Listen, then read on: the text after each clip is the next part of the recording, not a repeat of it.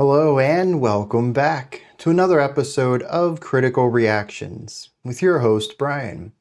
We're going to wrap up this final week of January with one more favorites theme, this one being favorite moments. We're going to kick it off with some Maudlin of the Well. This is a group we've heard a couple of times. I think this is a Toby Driver group, right? We're looking at the 1999 album My Fruit Psychobells, a Seed Combustible. What does that even mean? The track we're looking at is Catharsis of Sea Sleep and Dreaming Shrines. Once again, just feels like random words thrown together.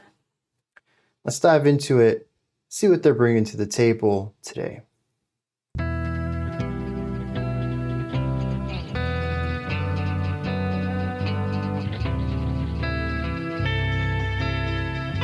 Probably this 4. The faster 3 is really fast and doesn't really match the feeling of this slower swaying.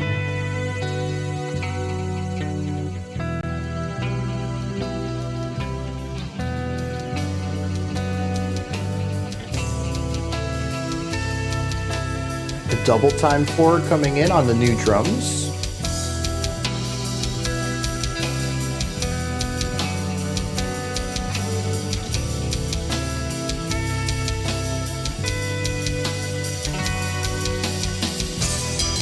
Ooh, that movement of the guitar from one side to the other.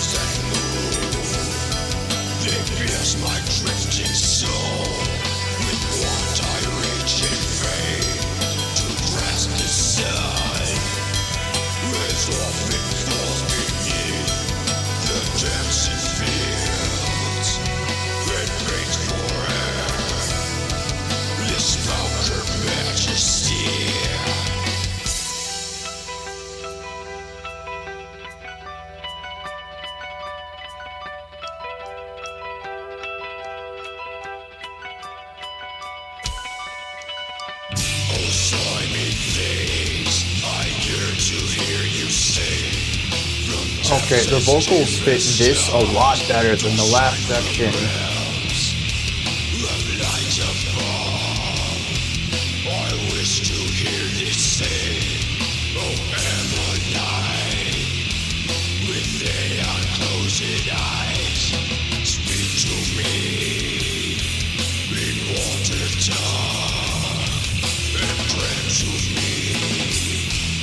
Also, a unification of instruments that it's nice contrast, but I'm enjoying less than the more dynamic counterpoint from the opening.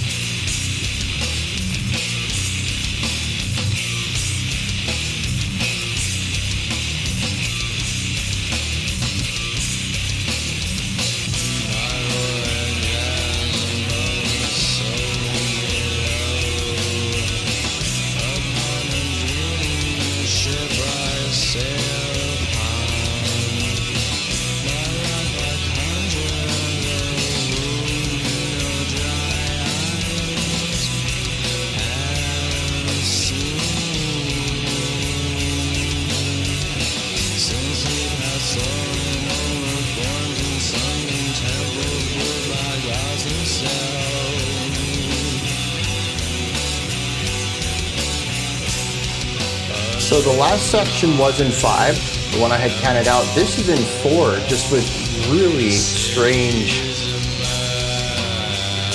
There's multiple accent patterns going on in it.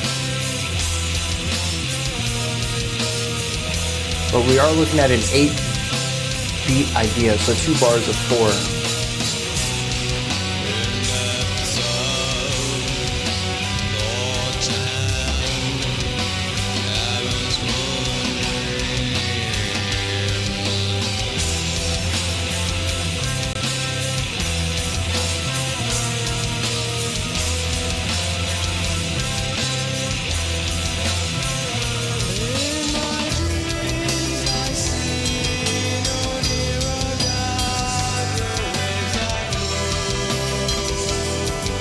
Okay, bringing back the guitar line from the beginning.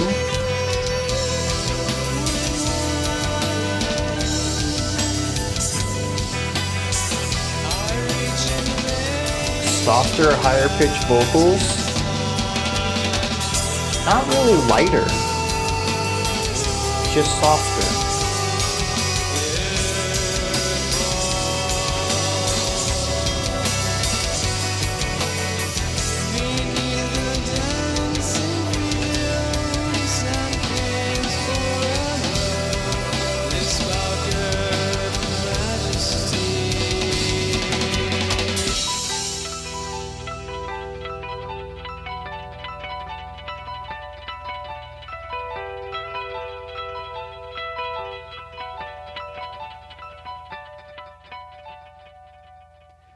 It's wild that it's only been 5 minutes. This has felt like such a long time.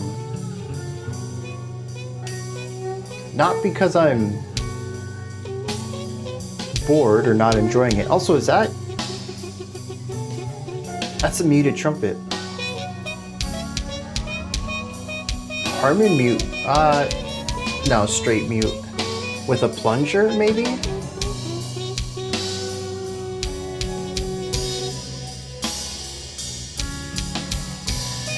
Anyways, it's not that I'm not enjoying it, it's just there's so much music in it.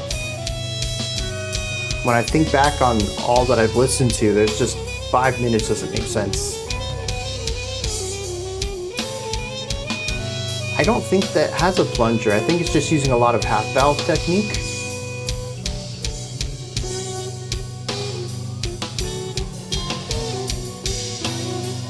Almost like a dark psychosis here though, with the swirling elements, particularly from this instrument.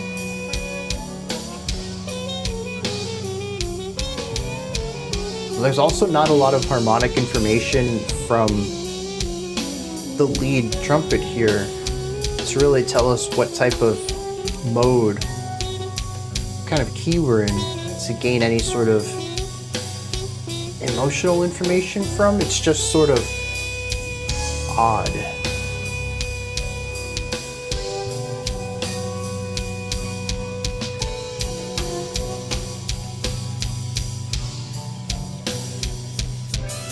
The drummer constantly changing their pattern up.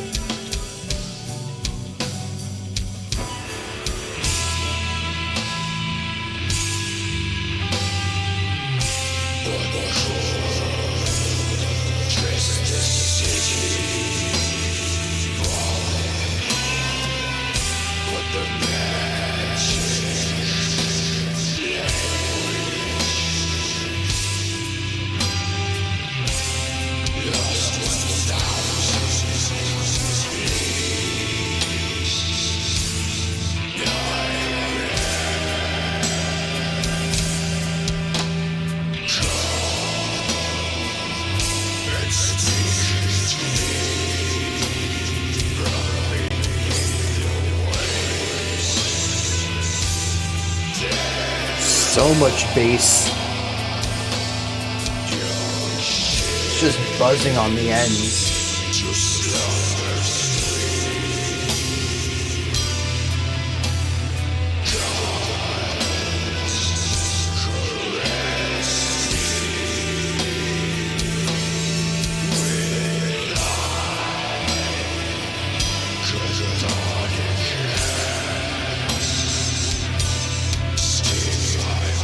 A really quick movement over there on the right.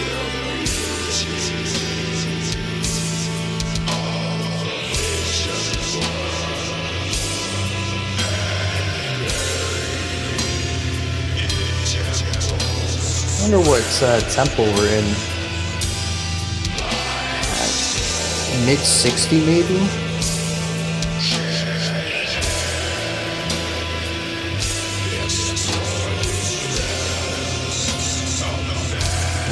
55, a little off.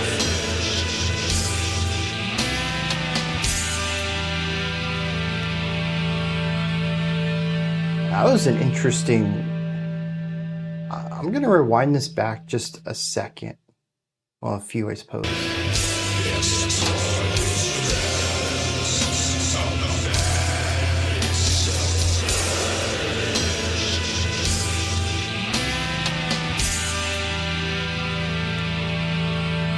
Yeah.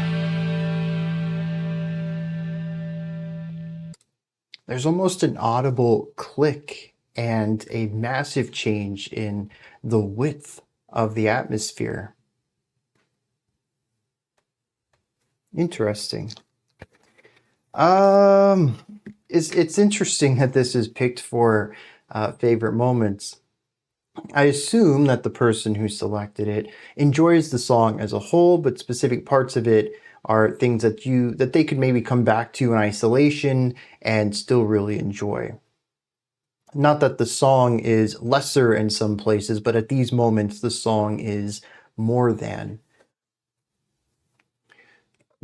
But for me personally, there's definitely some moments in here that I enjoyed, and most of them that I didn't, which I think is pretty typical for this group. The limited exposure I've had to them, they've kind of bounced off of me. They're a bit more on the avant-garde realm of things, and I think it's something that just takes a couple of listens to even just begin to get a grasp on, much less understand.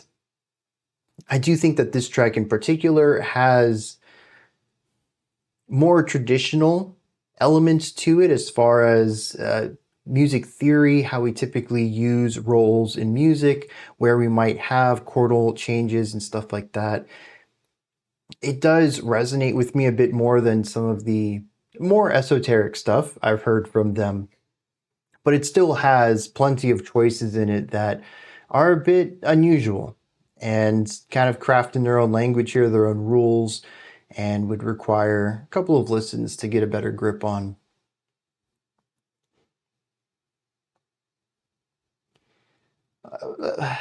Let's start with time. Part of this is time's signature, which bounces all over the place on this track. We have the 3 at the beginning, but it's a really quick 3. So I think that given that we have a slower, methodical approach to the beginning of the song, it's probably a triplet feel within the 4/4, that slower 4 count I gave y'all after the really quick 3. And basically the triplet means that we're doing 3 attacks for every beat. And that's what's going to give it that faster pace at the beginning, but that the general feeling of the song is a bit slower because our chord changes, and aside from those 3 moving ideas, the rest of the instruments are mostly moving on these beats. And so that gives it a slower feel to it overall. The drum comes in though and almost gives it a double time feel. If you listen to just the accent on the snare, you're going to get that on beat 3 of every bar, which kind of slows down the feel overall, but the drummer is hitting more notes than pretty much every other instrument in this part, and you kind of get this push and pull between something that feels slower and more fluid and something that feels driving and faster. The rest of the track doesn't really deal with this too much. This squashing and stretching of time of being pulled in 2 different directions, we really only see that here at the beginning. Not too long after this, we'll run into a 5/4 section, which threw me for a loop, and then we come back to 4/4, which also threw me for a loop because the rhythmic phrasing on this is bonkers. Usually 4/4, you're going to have 1 accent per bar. Maybe it's on 3, like we saw at the beginning. Sometimes we'll do 2 accents per bar. 1 and 3, 2 and 4 are even ways to divide that up symmetrically.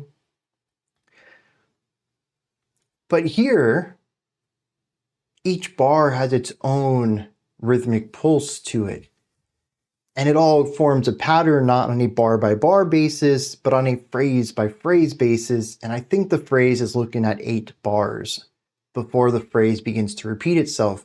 So it's really easy to kind of get lost in all of the patterns here because it's such a large scope that if you lose your place, you're having a tough time finding where beat 1 is again, because it's not just one instrument that is doing this, but multiple instruments that have these longer drawn out rhythmic patterns to them.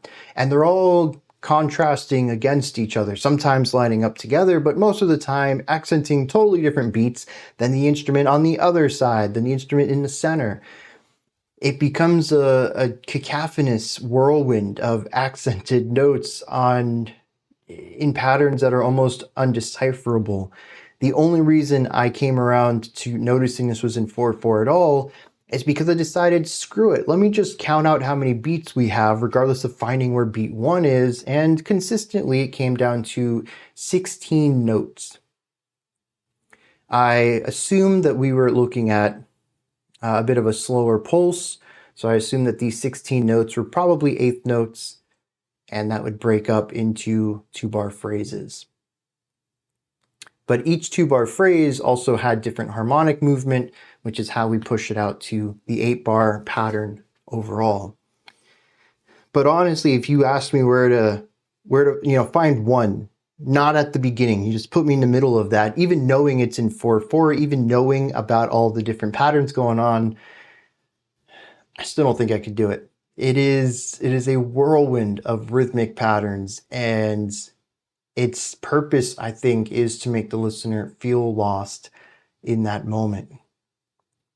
From here, though, we come back out to the 4/4 of the first solo section, I believe this was, and then we push into the slow, methodical idea of the ending of the track, which borrows musical concepts from the opening of the track. So it kind of brings things full circle, but with some variation on it. We'll talk about some of that later when we hit melody and harmony.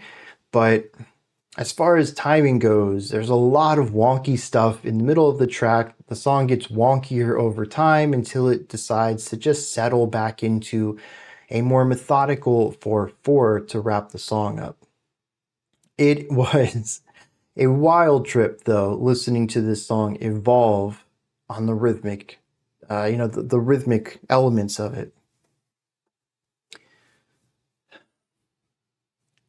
Then there's the melodies, and this is something that really stuck out to me as far as enjoyment goes.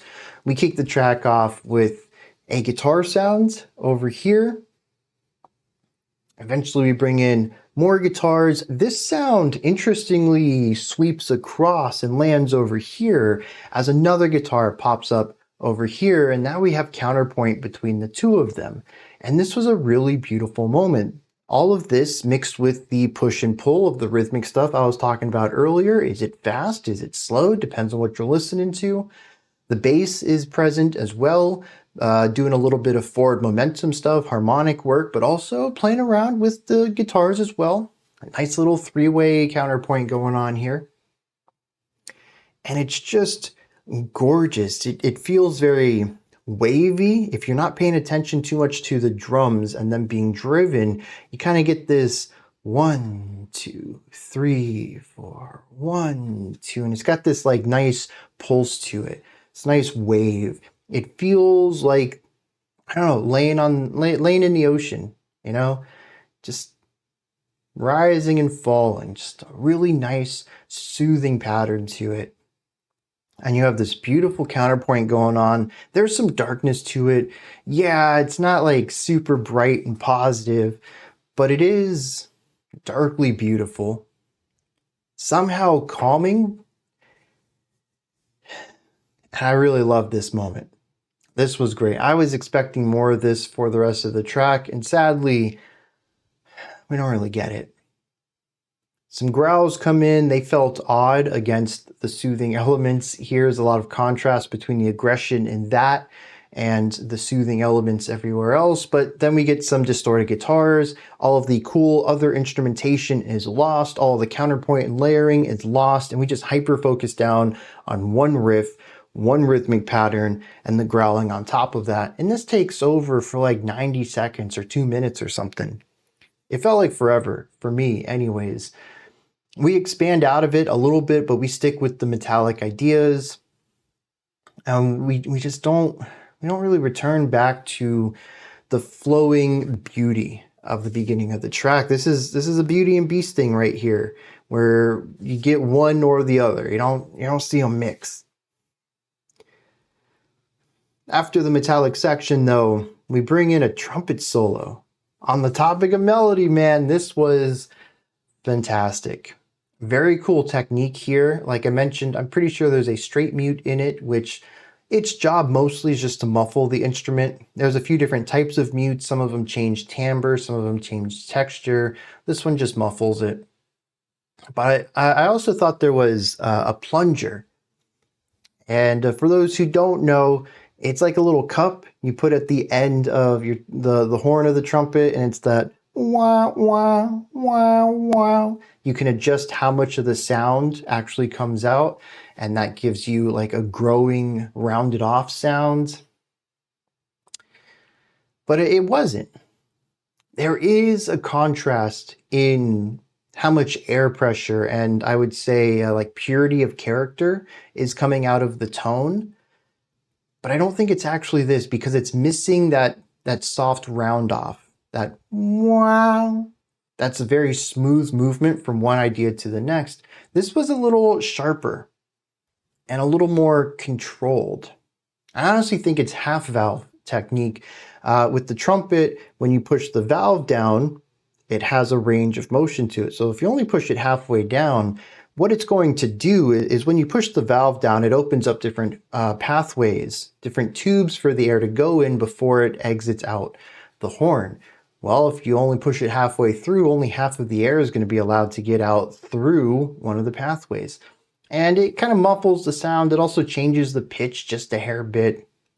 I think that's actually what's going on here, plus the straight mute, which is muffling it.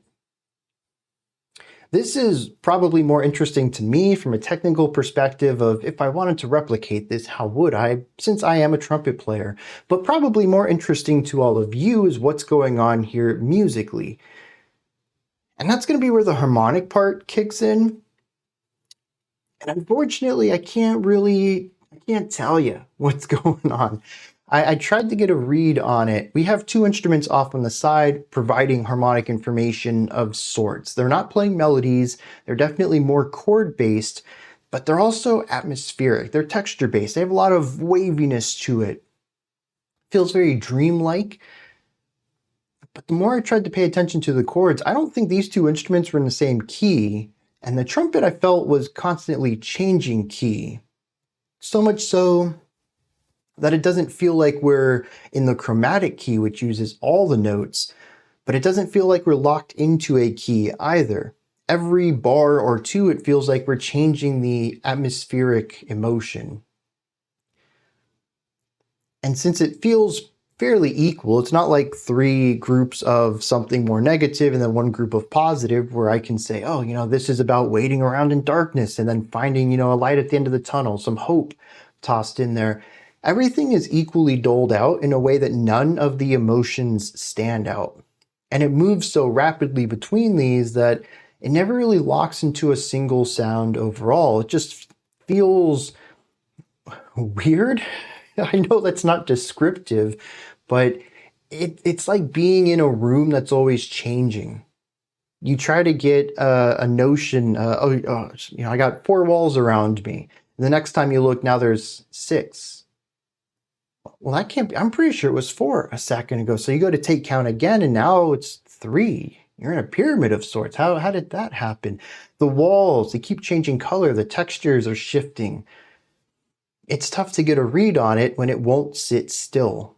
And that's exactly what happens here. At least that's my hypothesis on it, because I had such a tough time understanding it. It was like it was changing languages every couple of seconds, and I just couldn't keep up with it. So psychedelic, dreamlike, I don't know, unusual. Not great descriptions, but I think it conveys generally what's going on there. And then this sort of oozes into the outro, which brings back the counterpoint from the beginning. In fact, as soon as this guitar kicked in, I was like, dang, here we go. I picked up on it so quick. I let you all know, hey, look, we're bringing things back. But it's within a more metallic context here. The heaviness is still present. We have this massive bass tone that just rumbles on the low end. And the cool thing is, too, is it'll rumble for like, I don't know, 5, 6 beats maybe. And then there'll be 2 beats where it just stops. And it feels empty. Like there's no floor in the song anymore. And it just kind of grows and spreads out, and then it's there again. And it continues to grow and spread after it's already like, it rapidly hits this point where you're like, oh, dude, it's back again. A quick fade in, but then it just reverberates. It gets bigger and bigger, and then it's gone. And then the rapid growth again, and then the subtle expansion. It is a very cool sonic effect. I don't know how it makes me feel. I don't know how to interpret that within the larger element, but listening to it, I was like, this is sick. Very cool concept there. This is part of the variation that we have, bringing this idea back, but in a new context. And this whole outro just feels heavy and weighty, like we had at the beginning, but more sinister, more aggressive. I talked about the beginning already being kind of dark, but here it feels aggressive.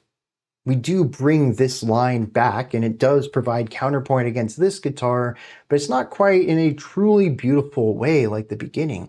Not to mention that a lot of these instruments are distorted and gnarly and compressed, and they grumble and rumble, and they've got fuzz now. It's a very different atmosphere to bring this one melody back in. Absolutely wild ride, this track. And I wish I had more to say about it. Sometimes I'd be like, yeah, this song made me feel this way. It was this journey. And then we find, the lyrics kind of match that. But for this, it's odd. There's so many places where I'm either harmonically lost or rhythmically lost. Melody is fleeting. I get a lot of it at the beginning, and then I have several minutes of none of it. And then we hyper focus on this light, jazzy, loungy sound that feels empty before kind of smashing everything together and bringing back the melody and the aggression of the metal and the lightness and I guess flowiness of the intro, but with this new heaviness to it because of the instrumentation. It's all over the place. Like I mentioned earlier, it's a track that would take multiple listens to really get what it's doing. I've got some surface level notes on it here, but I'm still not speaking its language. Either that or I'm still not understanding how many languages it wants to speak to me with. Let me hit some lyrics, see what's going on there. I wonder just how cryptic the lyrics are. See, they're written in Old English, which is already throwing me for a loop. There are some sections that make some sense to me, but just as many that don't. It kicks off with the only repeated stanza in the entire track. It says, "In my dreams I see no nearer God. The waves that move, they pierce my drifting soul. With want I reach in vain to grasp the sun, as if it falls beneath the dancing fields and paints forever the spout-girt majesty." The only thing I get out of this is that this person wants something and can't get it. Not only just can't get it, but watches it crash and fall. Not just being unable to obtain it, but also seeing it get broken in the process. Although it does talk about it falling and painting the majesty, so it's metaphorical too. I don't know if this is something that can be obtained another time or if this was the only chance, and that adds even more negativity, more feelings of loss to this. But then we bring in almost some folk-like ideas. It says, "Slimy things, I yearn to hear you sing from depths as deep as stars doth shine, from realms of light above. O Ammonite with aeon-closed eye, speak to me in water tongues and grant to me the eyesight you once saw the sea gods with."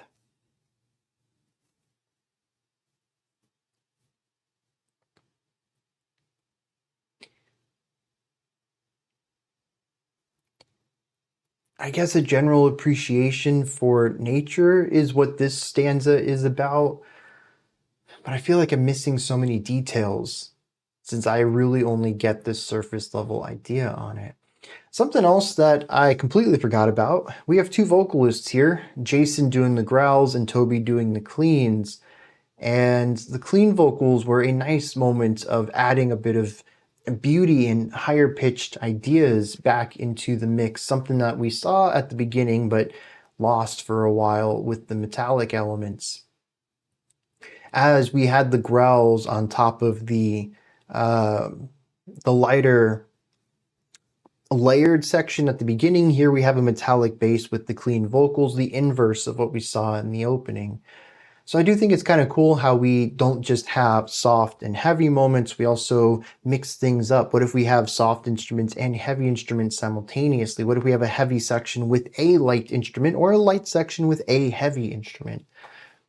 It adds a lot of variety to the track and allows it to not just feel contrasty, which it absolutely does. This feels like a series of unique ideas, but it also allows everything to stick together well. It is a 9.5-minute track that I would say has probably 3 or 4 distinct moments in it if I wanted to chop it up into large sweeping changes. But overall, I'd say the track feels cohesive.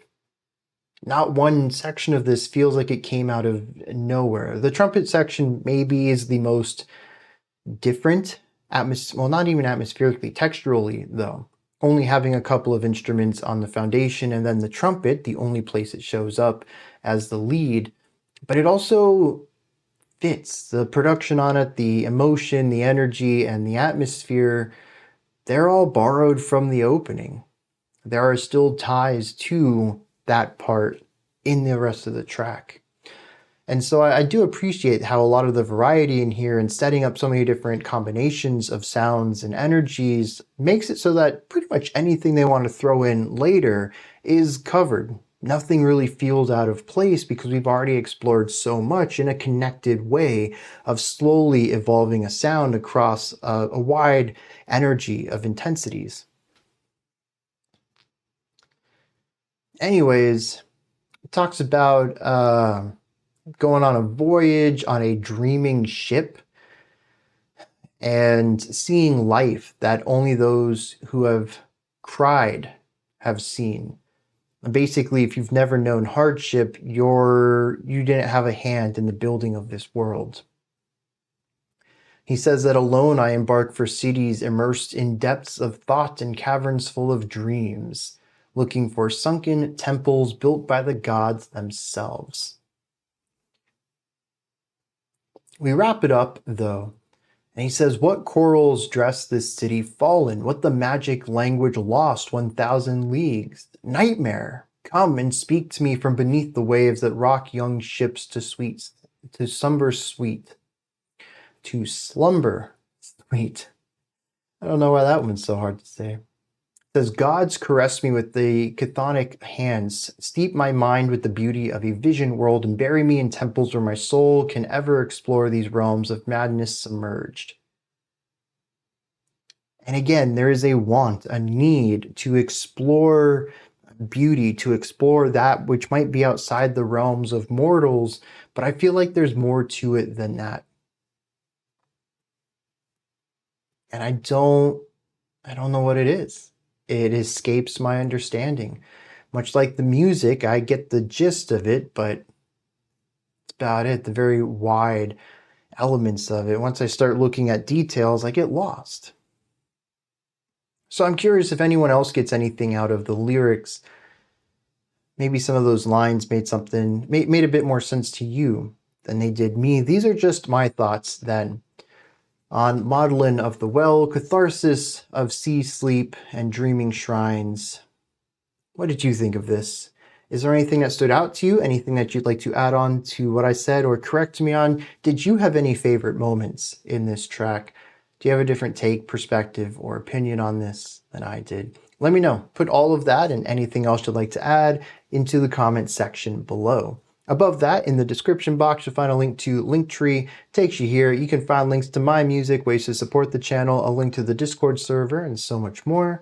Above that, if you could, like, subscribe, and ring the bell. I greatly appreciate all 3 of those. That wraps it up for today. I'll be back tomorrow, though, 5 p.m. Eastern Standard Time, 10 p.m. UTC as usual. Until next time, remember to be critical, not cynical, of the music you listen to, and have a fantastic morning, afternoon, or evening, whenever you choose to watch my videos.